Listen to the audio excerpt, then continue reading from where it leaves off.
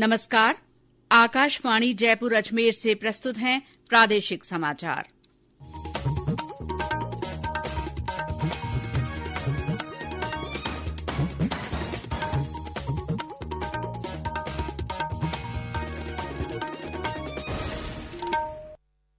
मुख्य समाचार। राज्य के 20 जिलों के 90 नगर निकायों में पार्षद चुनाव के लिए मतदान शांतिपूर्ण संपन्न।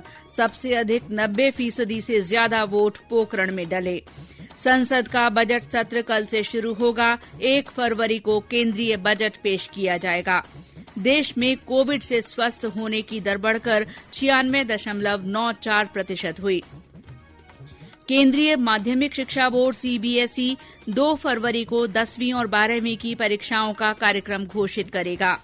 और राजस्थान पुलिस ने फरार चल रहे इनामी अपराधी विक्रम सिंह गुर्जर उर्फ पपला को महाराष्ट्र से गिरफ्तार किया।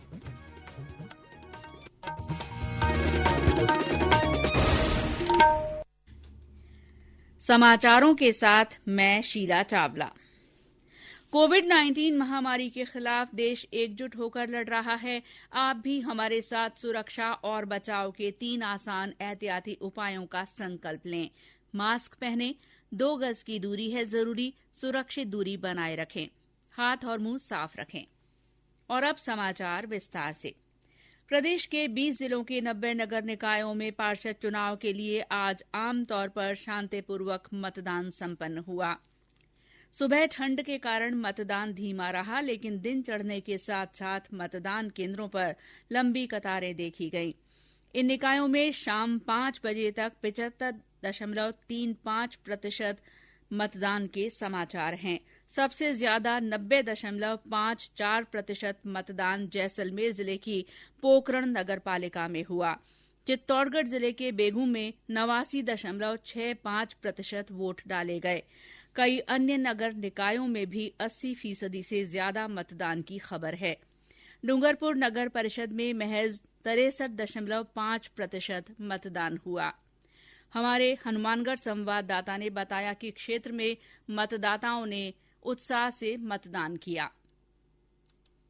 हनुमानगढ़ जिले की 5 नगरपालिकाओं संग्रिया, पीलीबंगा, रावतसर, नौहर व भादरा के पार्षदों के लिए आज मतदान शांतिपूर्ण संपन्न हुआ। 5 पालिकाओं के 185 वार्डों में से 6 वार्डों में निर्विरोध निर्वाचन हो चुका है। शेष 179 वार्डों में 647 प्रत्याशी अपना भाग्य आजमा रहे हैं। जिले में मतदाताओं ने पूर्ण उत्साह के साथ शहर की सरकार के लिए मतदान किया। जिले में 5 बजे तक कुल मतदान 86.12% दर्ज किया गया। जिले में सर्वाधिक मतदान संग्रिया नगरपालिका के लिए 88.08%, वहीं रावतसर में 87.90%, भादरा में 87.22%, नौहर में 82.87%, पीलीबंगा में 85.51% मतदान हुआ। समाचार लिखे जाने तक कई मतदान केंद्रों पर मतदान जारी है। डॉक्टर वीरेंद्र कुमार ढूंढाड़ा, आकाशवाणी समाचार, हनुमानगढ़। इन नगर निकायों के 2,985 वार्डों के लिए कुल 9,930 प्रत्याशियों के बीच मुकाबला है। सभी नगर निकायों में मतगणना 31 जनवरी को होगी। नगर निकाय अध्यक्ष के लिए अधिसूचना 1 फरवरी को जारी की जाएगी और मतदान 7 फरवरी को होगा।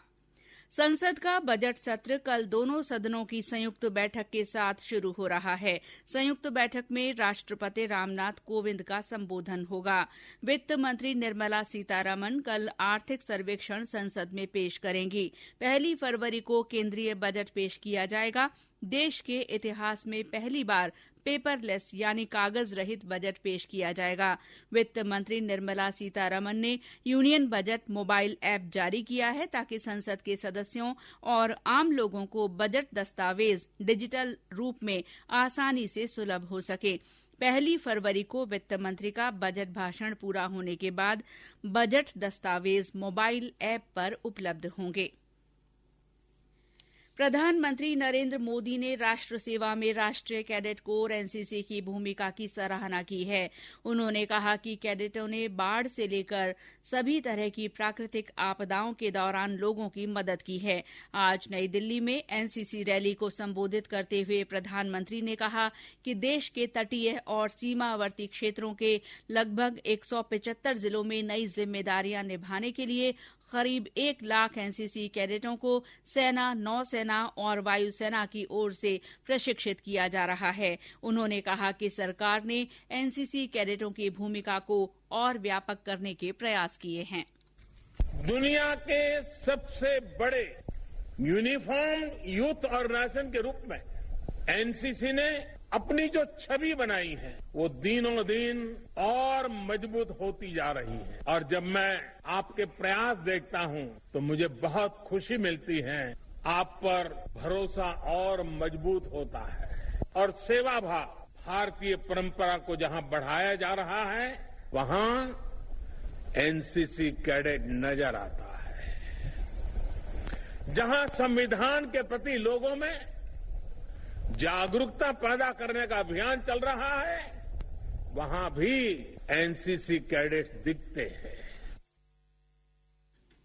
एनसीसी कैडेटों ने सांस्कृतिक प्रस्तुतियों के जरिए विभिन्न क्षेत्रों में अपनी क्षमताएं भी दर्शाई। श्री मोदी ने उत्कृष्ट एनसीसी कैडेट्स को पुरस्कार प्रदान किए। ये समाचार आकाशवाणी जयपुर अजमेर से प्रसारित किए जा रहे हैं। प्रादेशिक समाचार बुलेटिन आप हमारे ट्विटर हैंडल @AIRnews_जयपुर पर फॉलो कर सकते हैं।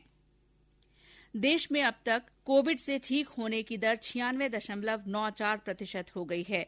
कल 14,000 से अधिक रोगी ठीक हुए। केंद्रीय स्वास्थ्य मंत्रालय के अनुसार अब तक 1,03 लाख से ज्यादा कोरोना संक्रमित व्यक्ति स्वस्थ हो चुके हैं। देश में कोरोना के फिलहाल 1,73,000 से अधिक सक्रिय रोगी हैं।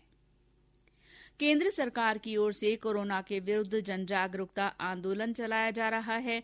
इसी के तहत आकाशवाणी जयपुर के समाचार बुलेटिनों में प्रसारित की जा रही विशेष श्रृंखला जनता का संदेश जनता के नाम में सुनिए। 12 से हमारे श्रोता राजेश गौतम द्वारा भेजे गए जागरूकता गीत के अंश।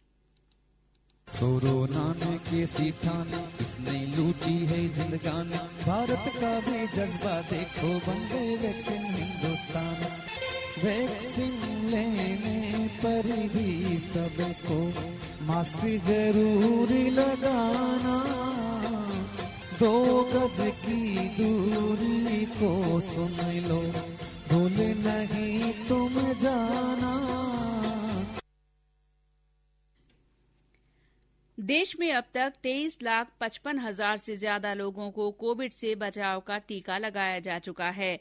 कल करीब 3,25,000 लोगों को ये टीका लगाया गया। इधर राज्य में आज भी विभिन्न स्थानों पर टीकाकरण सत्र आयोजित किए गए। प्रदेश में 75,805 स्वास्थ्यकर्मियों को टीके लगाए जा चुके हैं। राजधानी जयपुर में कल 5,269 स्वास्थ्यकर्मियों ने वैक्सीनेशन करवाया। आकाशवाणी के श्रोताओं तक कोरोना वैक्सीन से जुड़ी जानकारी पहुंचाने के उद्देश्य से बुलेटिन में विशेष श्रृंखला प्रसारित की जा रही है। इसी के तहत एक और महत्वपूर्ण जानकारी देते हुए नई दिल्ली के सफदरजंग अस्पताल की विशेषज्ञ डॉक्टर रूपाली मलिक ने बताया कि कोविड टीकाकरण के समय लाभार्थी को अपना वही फोटो आईडी दिखाना होगा जो उसने पंजीकरण के वक्त उपयोग में लिया है। जिस भी डॉक्यूमेंट को यूज करके आपने रजिस्ट्रेशन कराया है वही सेम डॉक्यूमेंट आपको वेरिफिकेशन के लिए प्रोड्यूस करना होगा जब आप वैक्सीनेशन साइट पे जाते हैं। तो ये आपको इंश्योर करना होगा कि सेम डॉक्यूमेंट लेके ही आप वैक्सीनेशन साइट पे जाएं, अन्यथा आपको वैक्सीन प्राप्त नहीं होगी। समाचारों में आगे बढ़ने से पहले ये संदेश।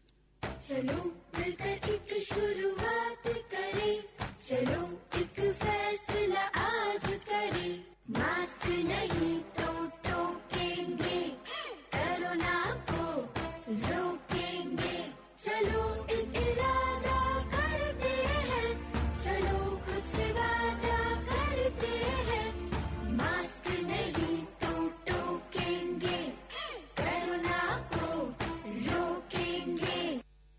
समाचारों में आपका फिर स्वागत है। केंद्रीय माध्यमिक शिक्षा बोर्ड सीबीएसई आगामी 2 फरवरी को 10वीं और 12वीं कक्षा की परीक्षाओं का कार्यक्रम घोषित करेगा। बोर्ड की परीक्षाएं 4 मई से शुरू होकर 10 जून तक चलेंगी।